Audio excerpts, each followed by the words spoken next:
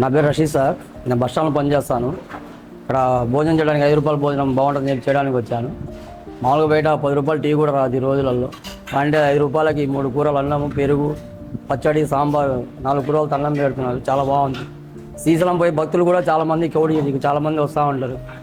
మేము కూడా చెప్తా ఉంటాం, వెనకాల అన్న క్యాంటీన్ ఉంది, చాలా బాగుంటుంది భోజనం తినేసేయండి అని చెప్పి. ఇక్కడ మెయింటెనెన్స్ కూడా వీళ్ళు చాలా బాగా రిసీవ్ చేసుకుంటారు. ఏం కావాలన్నా కానీ కోపడకుండా అన్ని మెయింటెనెన్స్ బాగా ఇస్తారు. ₹5 ఈ రోజుల్లో ఇంత మంచి భోజనం అంటే మన గౌరవమైన ముఖ్యమంత్రి గారికి మా ధన్యవాదాలు. అలాగే మన మాకాపురం ఎమ్మెల్యే శ్రీ కందుల నారాయణరెడ్డి గారు ప్రతి వారం ఇక్కడికి వచ్చి పరిశీలించిపోతూ ఉంటారు. భోజనం ₹5 భోజనం జనాలు తింటున్నారా, బాగా పెడుతున్నారా అని చెప్పి ప్రతి వారం వచ్చి చూసిపోతూ ఉంటారు.